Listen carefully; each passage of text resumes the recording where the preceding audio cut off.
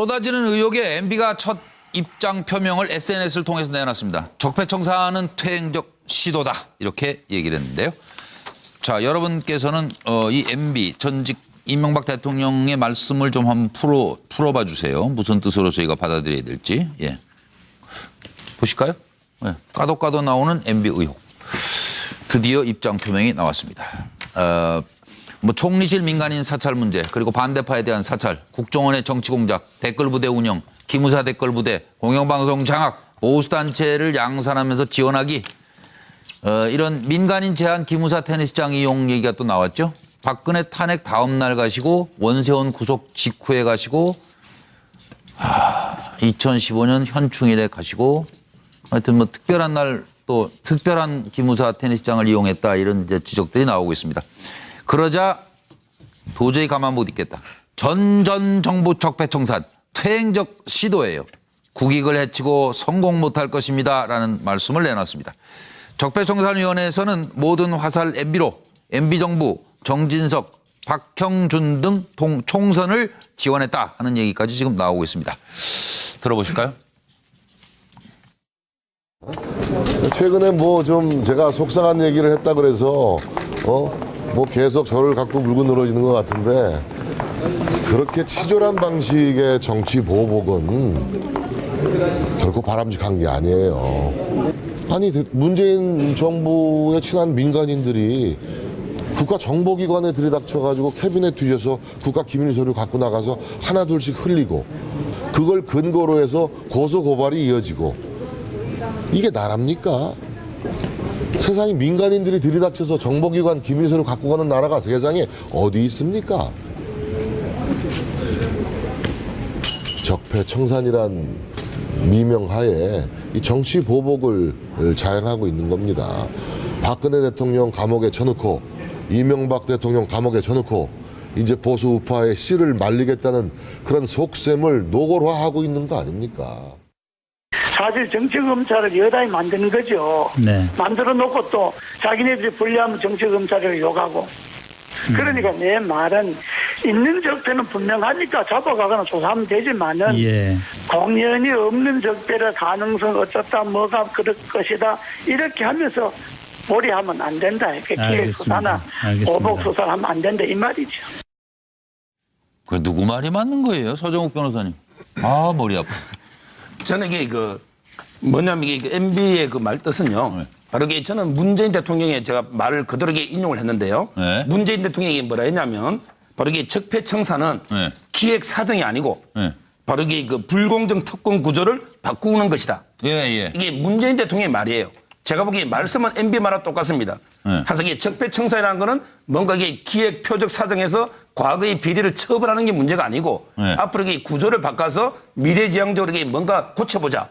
이게 돼야 되는데 지금 이게 검찰은 이게 양파 까듯이 계속 이 과거 정권의 비리를 하나하나 캐고 있잖아요. 이건 이게 진정한 저는 적폐청산이 아니라 보고요. 저는 이게 이번 기회에 비리가 없으면 캐도 안 나올 텐데. 물론 이게 그런 건 있죠. 그런데 그게 바로 이제 기획 표적 사정이라는 거고요. 저는 이게 옛날에 왜 홍준표 대표가 푸드라고 맹견 비유했는데 저는 이게 검찰이 문제인 게요. 검찰이 이게 살아있는 권력한테는 정말 이게 푸들처럼 약하고 죽은 권력한테는 이게 맹견처럼 사나워요. 그래서 이게 검찰은 초기에 오히려 정권 실세를 수사해야죠. 그런데 꼭 정권이 죽으면 초기에는 전 정권의 비리만 캐듯이 계속하고 오히려 이렇게 권력 잡혀는 꼬리를 내리고 이게 검찰의 참모습입니까? 저는 그게 똑같다는 뜻으로 봅니다. 그러니까 MB 걱정이 이해가 되신다 그런 입장이신 것 같아요. 그죠? 저는 이게 취지는 문재인 대통령이나 MB 말이나 전체 취지는 똑같다 봅니다.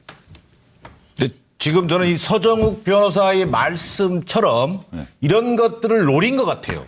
MB께서. 무슨 얘기냐면 기본적으로 적폐청산을 정치 보복으로 이렇게 연결시키면서 국민 피로감을 자극하고 싶은 거예요. 그러니까요. 이게 언제까지 청산하자는 거냐. 이게 국민들 속에서 약간 그런 피로감이 느껴질 지금 초입 단계라고 봐야 되거든요. 왜? 국민들의 여론은 적폐청산도 대단히 중요하지만 또 국민 통합이라고 하는 시대 정신을 실천해 줄 것을 요구하고 있거든요. 그런 면에서 MB가 그런 것을 노리고 나왔던 측면이 있고 또 어찌 보면 단선적으로 보면요. 아마 MB 입장에서는요. 더 이상 버티기 힘들었을 겁니다. 예. 이 빼박, 그러니까 빼도 박지도 못하는 증거들이 지금 쇄도하고 있거든요. 이런 것들 속에서 더 이상 버티기 힘들었기 때문에 아마 이런 얘기를 하는 것 같고 예. 그러나 역시 심판은 국민입니다. 예. 국민의 MB 검찰 수사에 대해 찬성 여론이 76.2%예요. 예. 어찌 보면 압도적인 여론이거든요. 이런 여론을 무시할 수 없는 것이 또 예. 엄연한 현실이다. 예. 그리고 앞서 서정욱 변호사 말씀처럼 그러나 이것을 무슨 기획사정이라든지 예. 뭐 이게 파헤치기라든지 이게 아니라 법과 제도에 의해서 적폐를 청산하는 것이 중요한 과제라고 생각합니다. 네, 알겠습니다. 황 소장님 뭐라고 하셨어요? 적은 지 오래돼가 다시 한번 봤습니다. 예. 이거 앞에서 길어지니까. 그런데 제가 저분 때 장군 멍군을 좀 해봤어요. 보통이 아니라라는 이야기를 합니다. 그 존경해서 하는 이야기는 아니에요. 그런데 만만치 않은 선수다. 이 저기 무슨 저 적폐청산이 대응적 시도다 어쩌다 이런 건 앞에 말은 하나도 중요하지 않고요. 예. 때가 되면 말씀드릴 기회가 있을 것이다라는 말에 대해서 저는 방점을 둡니다. 앞에는 다 수사예요. 날 더 건드리면 나도 그냥 있지 않겠다 이 이야기인데요. 저는 그래서 한번 제대로 한번 붙는 모습을 보고 싶습니다. 그래서 뭐가 있는지 그래서 화끈하게 한번 국민들을 즐겁게 해주기 바랍니다. 그게 어떻게 즐거워요? 아니 그러면 서로가 뭘 적폐가 청산될 거 아니에요, 쌍방이. 아, 그래서 즐겁다? 아, 제 말을 어떻게 그렇게 아. 만들어지고. 아니, 근데 뭐, 저기, 김광덕 부장. 이명박 대통령이 입을 열었는데요. 그러니까 추석 전에는 혹시 측근이 나서지 않겠는가도 했는데 본인이 나섰어요. 오늘 나왔는데 전 정부의 적폐청산은 성공 못할 거다라고 오늘 원론적인 이야기를 했는데 예. 구체적으로 뭐 이 정권에 대해서 지금 공격한 건 없습니다. 예. 근데 바로 아까 황장수 소장님하고 저도 생각이 조금 비슷한 게 있는데 뭐냐 하면 양파 의혹이 많은데 그걸 계속 까면 네. 나도 낡은 검을 갖고 있어요. 네. 나도 카드 있다 그 얘기예요? 칼이 낡았긴 했지만 갖고 있다. 네. 그래서 추석 이후에 나도 뭐 깔 게 있다. 때가 되면. 네, 때가 되면 이런 뉘앙스를 풍기는 것 같아요. 그런데 네. 저는 이게 태도가 잘못됐다 이거죠. 네. 분명하게 국정원의 정치 개입, 선거 개입이나 이런 게 잘못된 게 너무 많기 때문에 양파 의혹 중에서 이런 게 분명히 석고대죄를 하면서 네. 오히려 반격을 하더라도 기본적으로 석고대죄가 전제가 돼야 뭐 국민들이 뭐 관심이라도 가져주지 이런 식으로 하면서 이제 뭔가 이전 쪽으로 몰고 와서 신물나게 하려는 그런 전략 아닌가 이렇게 하는데 문재인 대통령이 어저께 한 말대로 앞으로 검찰과 국정원도 어저께 문재인 대통령 말대로 실천을 해야 될 것 같아요. 적폐청산은 정치보복이 아니라 실제 비리가 나오는데 수사를 못하게 막을 수는 없다. 그러나 이전 정부에 대한 기획사정은 안 된다. 어저께 문재인 대통령이 이야기했거든요. 그러니까 요거대로 검찰과 국정원은 이런 수술을 하되 앞으로의 다시 이런 일들이 반복되지 않도록 정치 개입 논란을 낳지 않도록 아주 엄정하게 객관적으로 한번 수사를 해야 된다 이렇게 생각합니다. 예. 김영주 전 의원님. 예, 뭐 종합해 보면 저는 이렇게 했습니다. 나 MB야 간단하지 않을 것이다. 뭐 앞에 말씀하고 비슷한 부분인데 지켜보고 있다. 또 말씀드릴 때가 있을 것이다. 성공하지 못할 것이다. 이 무슨 뜻이겠습니까? 나도 그냥 그대로 혼자서 쓰러지지 않겠다. 뭔 일 하는 것들, 그러니까 나 국민이야 그렇게 말씀드리고 싶은 국민들 많을 거요. 네. 나 MB야 그러니까 아까 황정호 소장 말대로 아니 뭐 깔 거 있으면 까세요 그러면. 때가 되면 국민 여러분께 말씀드릴 기회가 있다고 하지 마시고요. 그래서 테니스 치실 시간은 있으신데 그냥 까시라니까요. 가지고 계신 거 있으면. 그렇잖아요. 그동안에 뭐 개인 사찰하고 여기 이름 나오는 거 다 뭐예요 이 사람들 다. 그 이걸 어떻게 하라고 이거를. 이런 흔적들을 남겨놓고 이렇게 많은 사람들을 괴롭힌 일이 있으면 그것이 내 정권 내가 대통령 할 때 있은 일이라면 최소한 그거는 유감이라든지 뭐 말씀이 있어야 되는 거 아니에요? 김 의원님 말씀 중에 죄송합니다. 네. 그래서 사실은 저도 이제 뭐 김기춘 실장도 마찬가지 그동안에 여러 가지 일을 했지만 지금 현재 감옥에 가 계시지만 물론 미래를 예단할 수는 없습니다만은 과거에 그렇게 모든 문제를 하나하나 잘 극복해 왔다 하더라도 이번 문제만큼은 그렇게 간단히 이렇게 그냥 빠져나갈 수 있을 것 같지는 않아 보입니다. 네. 누리면 책임도 져야죠. 정기환 의원님. 이제 이명박 전 대통령은 뭐 이런 것 아니겠습니까? 일단 조금 더 깊게 들어오면 전면전을 각오하라. 그래서 이제 맞불을 놓겠다는 것인데요. 국민의 눈으로 보면 정말 이게 해석의 문제이냐 아니면 실체의 문제이냐 네. 지금 드러나는 사실 하나하나는 어떻게 해석하느냐의 문제가 아니라 네. 바로 그 내용 자체가 너무나 충격적입니다. 예, 그야말로 또 충격이에요, 정말. 사령부. 예. 그러면 그 내용에 대해서 국민들은 당연히 이것은 밝혀야 한다고 갈 수밖에 없는 것이고요. 예. 거기에 책임져야 될 분은 책임을 져야 되죠. 예. 그러면 정진석 지금 전 원내대표가 하고 있는 저 말씀은 예. 그것이 정말 억울하면 국회에서 논의를 하라. 예. 정치가 필요한 이유는 그것이다. 정말 정치 보복이라고 생각한다면 이것을 정치적으로 어떻게 풀어가서 예. 어디까지가 적폐인지 어디까지가 보복인지를 정치적으로 타협해서 여야 간이 협의하고 어떤 방안을 만들어라. 예, 예. 그 공간이 저는 국회이고 또 그 수단이 바로 정치다. 예. 그러면 바깥에서 저렇게 억울하다고 하지 말고 예. 국민들이 납득할 만한 수준의 정치적 합의를 이루어라 이런 말씀을 예. 드리겠습니다. 예, 시간이 많이 갔어요. 6시 33분 다뤄야 될 얘기는 많고 왜 테니스장 하고 많은 테니스장 중에서 기무사 테니스장을 그렇게 즐겨 가셨는지 이 얘기 잠깐 짚고 넘어가겠습니다. 어쩐지 준비 운동부터 남다른 포스가 느껴지는데요. 과연 그 실력은 어느 정도일지 너무도 궁금합니다. 자, 한 차례 몸푼 후 이제부터 본격적인 대결 시작. 폼은 좀 그렇지만 도무지 지치는 기세가 없이 젊은 선수들 사이에서도 종횡무진. 오늘도 젊은 선수들 대통령 덕분에 땀나게 코트를 뛰어야만 했습니다. 별로 안 지쳐 보이세요. 내가? 예. 아, 지치면 점사들 끼워주라고 우리 안 끼워주지. 그래? 네, 지금 시작이신데 뭐. 젊은 그 선수들이 훨씬 더 땀을 많이 흘리는데. 뭐 하여튼 내가 그걸 하다 보니까.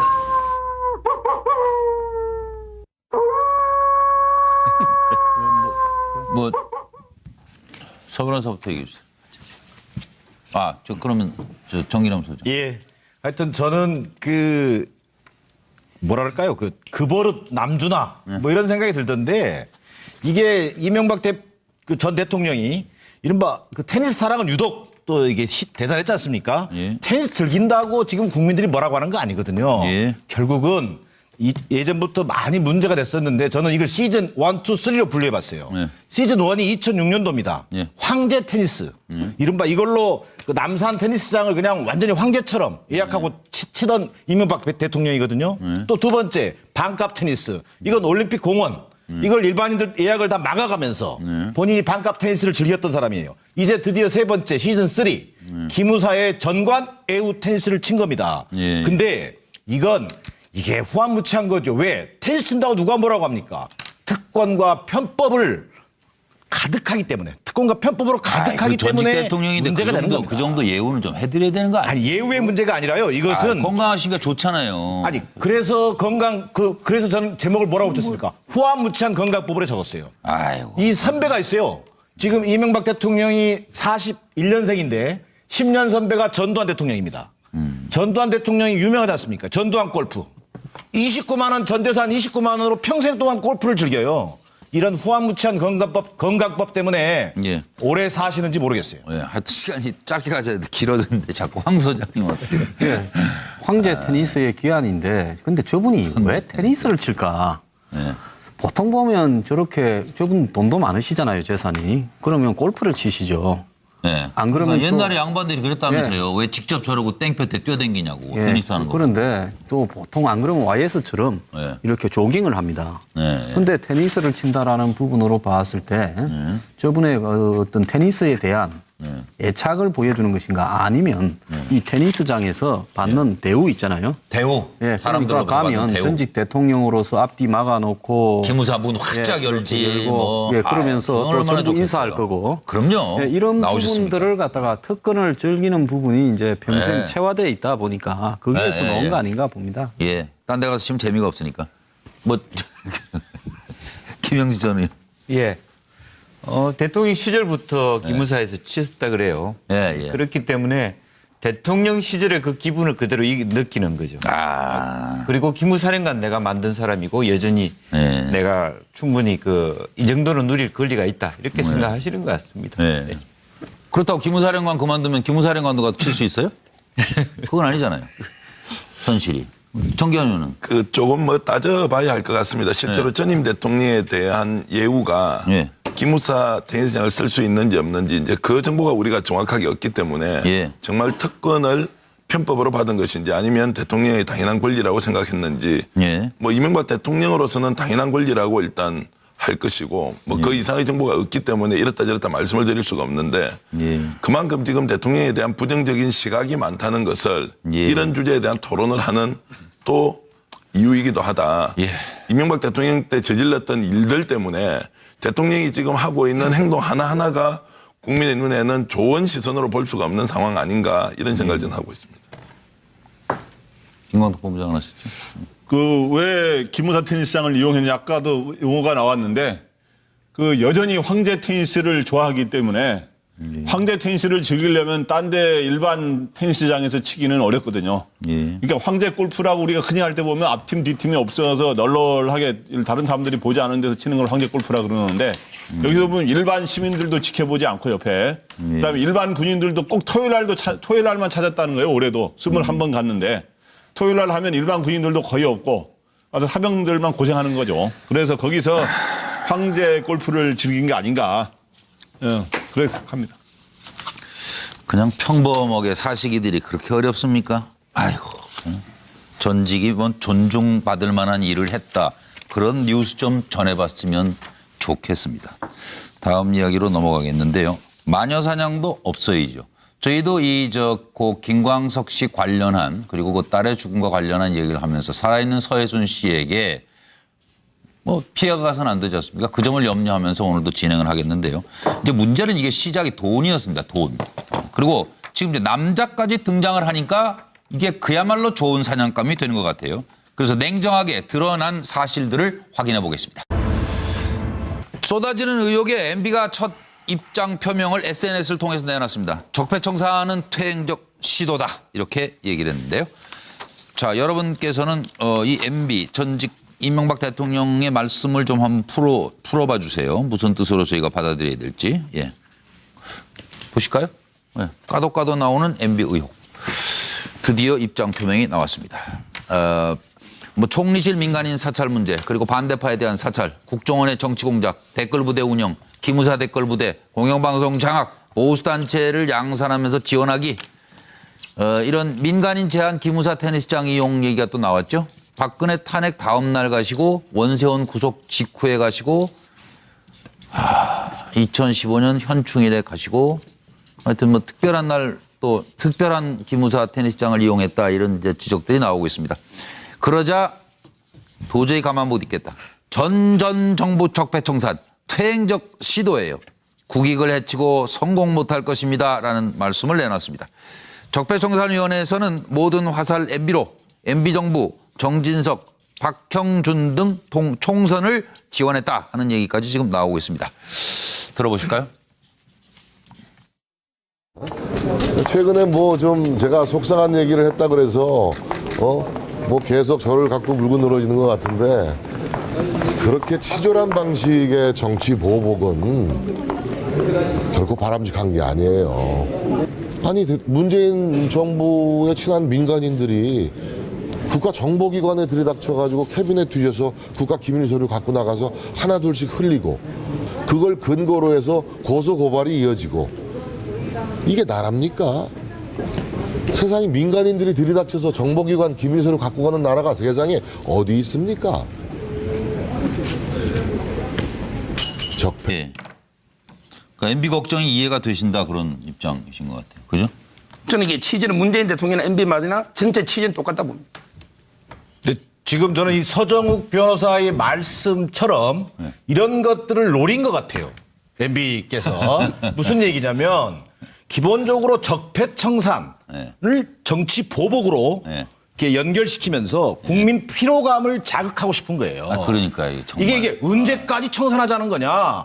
이게 국민들 속에서 약간 그런 피로감이 느껴질 지금 초입 단계라고 봐야 되거든요. 왜? 국민들의 여론은 적폐청산도 대단히 중요하지만 또 국민 통합이라고 하는 시대 정신을 실천해 줄 것을 요구하고 있거든요.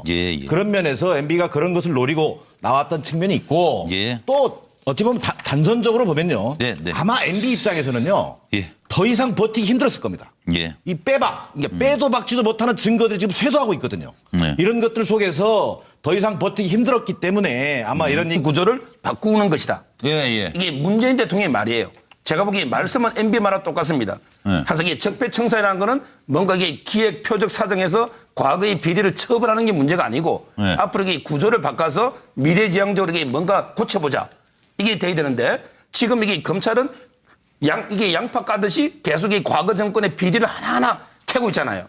이건 이게 진정한 저는 적폐청산이 아니라 보고요. 저는 이게 그래요? 이번 기회에 비리가 없으면 캐도 안 나올 텐데. 물론 이게 그런 건 있죠. 그런데 그게 바로 이제 기획 표적 사정이라는 거고요.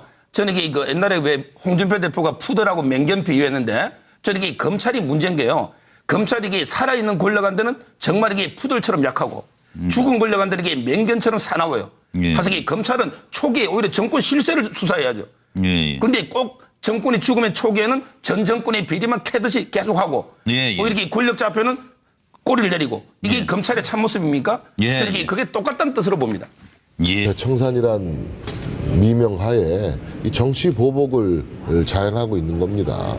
박근혜 대통령 감옥에 쳐넣고 이명박 대통령 감옥에 쳐넣고 이제 보수 우파의 씨를 말리겠다는 그런 속셈을 노골화하고 있는 거 아닙니까? 사실 정치검찰을 여당이 만드는 거죠. 만들어 놓고 또 자기네들이 불리하면 정치검찰을 욕하고. 그러니까 내 말은 있는 적폐는 분명하니까 잡아가거나 조사하면 되지만은 공연이 없는 적폐를 가능성 어쩌다 뭐가 그럴 것이다 이렇게 하면서 몰이하면 안 된다. 이렇게 기획 수사나 보복 수사를 하면 안 된다 이 말이죠. 그 누구 말이 맞는 거예요, 서정욱 변호사님? 아 머리 아파. 저는 이게 뭐냐면 이게 MB의 그 말 뜻은요. 바로 이게 저는 문재인 대통령의 제가 말을 그대로 인용을 했는데요. 문재인 대통령이 뭐라 했냐면 바로 이게 적폐청산은 기획 사정이 아니고 바로 이게 불공정 특권